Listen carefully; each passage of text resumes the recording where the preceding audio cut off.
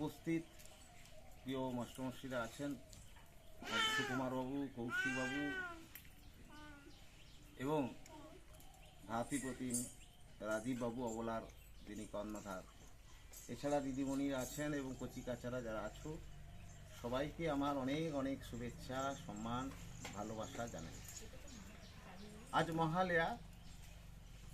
আমরা যেটা জানি যে ভাদ্র মাসের কৃষ্ণা প্রতিপদ থেকে আজকের যে অমাবস্যা, আজকে শেষ অমাবস্যা, এই সময়টাকে বলে পিতৃপক্ষ। এই পিতৃপক্ষের অবসানের পরে আগামীকাল থেকে শুরু হবে মাতৃপক্ষে। মায়ের চক্ষু নির্মাণ তৈরি শুরু হবে আগামীকাল থেকে। একদিকে মা যখন আসছেন, এই মহালয়া মানে পূর্বপুরুষদের তাদের আত্মার শান্তি উদ্দেশ্যে তর্পণ করা হয়। এই মহালয় মানে আমাদের পূর্বপুরুষদের আত্মারা নাকি আজকের দিনে আমাদের এই মর্তে চলে আসেন, তাদের আমাদের তর্পণের মাধ্যমে তাদের তৃপ্ত করা হয় এবং তৃপ্তির পরেই আমরা আনন্দে মেতে উঠি, কারণ আগামীকাল থেকে সেই মাতৃপক্ষের সূচনা। মাতৃপক্ষ মানে দেবী দুর্গার আগমন আমাদের এই ধরায়, আর সেই কারণে প্রকৃতিও সেজে উঠেছে।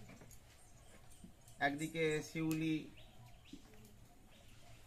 তার চাদর বিছিয়ে দিয়েছে শরতের প্রভাতে, ওদিকে ভোরের শিশির ঘাসে ঘাসে গাছে গাছে চিকমিক করছে, শাপলা শালুক ভেসে আছে জলে, খালে বিলে, আর ওদিকে দোলা দিচ্ছে কাশফুল।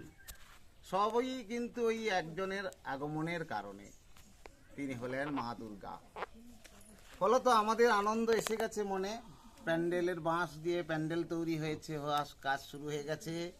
কচিকাচারা নতুন জামা টামা সব কেনা শুরু করে দিয়েছ। আর আজকে সেই 1932 সালে চলা শুরু হওয়া সেই মহালয়ার ভোর মানেই আজকের দিনে আমরা সব মহালয়ার গান, মহিষাসুর মর্দিনী শুনে আনন্দে এখানে এসে পৌঁছেছি। আসার কারণ কি, যে অবলার ওই নির্বাক যে পত্রিকা, সেটা আজকে তার উদ্বোধন। যতক্ষণ দেহে আছে প্রাণ, প্রাণপণে পৃথিবীর সরাব জঞ্জাল, এ বিশ্বকে এ শিশুর বাসযোগ্য করে যাব আমি, নবজাতকের কাছে আমার দৃঢ় অঙ্গীকার। আসলে অবলা মানেই কবি সুকান্ত ভট্টাচার্যের সেই কয়েকটি কথা, যে আমরা যারা মানুষ আনন্দ করব, হৈ হৈ করব, মেটেরিয়াল গুডসের পেছনে আমরা ছুটবো ঠিকই, তৎসঙ্গে আমাদের ভালোবাসতে হবে প্রকৃতিকে, কারণ প্রকৃতি ছাড়া আমরা বাঁচতে পারি না।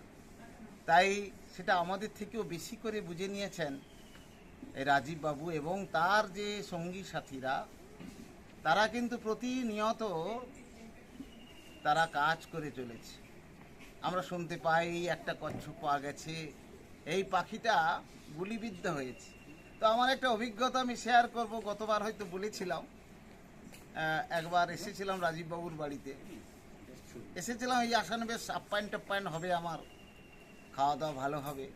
তবে এসেছি, ঘরে ঢুকিনি, দেখলাম রাজীববাবু হঠাৎ আমাকে বলছি, দাদা দাদা উঠুন উঠুন, বাইকে উঠুন। আমি কেন, কী হয়েছে? একটা ব্যাগ হাতে ধরিয়ে দিল। তারপর আমি বুঝতে পারিনি কি ব্যাপার, ভাবলাম বোধহয় ভালো মন্দ কিছু আনতে যাচ্ছে, তাই তো সঙ্গে গেলাম ডাক্তারবাবুর কাছে। একটা আহত একটা পাখিকে নিয়ে, গুলিবিদ্ধ পাখি, তাকে বাঁচানোর জন্য আপ্রাণ প্রচেষ্টা, এবং সেই প্রচেষ্টা বোঝা যাচ্ছিল হৃদয়ের প্রচেষ্টা। তার চোখের জল বুঝিয়ে দিয়েছিল যে কত ভালোবাসে প্রাণীকে, পাখিকে, পশুকে, ছোট ছোট কীট পতঙ্গকে। আমরা জানি এই বাস্তুতন্ত্রের সমস্ত কীট পতঙ্গ, পাখি, পশু সকলেরই প্রয়োজন, তাই ওরা ভালো যাতে থাকে সেই চেষ্টা চালিয়ে যাচ্ছেন রাজীববাবু।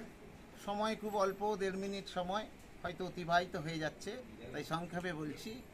তো আমাদেরও আজকের দিনেই মহালয়ার আনন্দ মুহূর্তে আমাদের অঙ্গীকার করতে হবে এখান থেকেই যে প্রকৃতিকে ভালোবাসতে হবে। ফুল ফলকে যেমন ভালোবাসি, তাদেরকে নিয়ে আমরা বেঁচে থাকি, তেমনি পাখি পশু কীটপতঙ্গ সমস্ত কিছুকে, বিশেষ করে যেগুলো হারিয়ে যাচ্ছে ক্রমশ, হ্যাঁ, যাদের বিশেষ প্রয়োজন তাদেরকে, প্রত্যেক কচিকাতাদের যেখানে যারা উপস্থিত তাদেরকে বিশেষ করে বলবো, তোমরা ভালোবাসো এই সব অবলা জীবদের। আর কিছু বেশি বলবো না। সবাই আনন্দ করুন আগামী দিনগুলোয়, তৎসঙ্গে যাতে আনন্দে থাকে পশু পাখিরা সেটাও আপনারা ভাবুন। সকলে ভালো থাকুন এই বলে আমি শেষ করছি।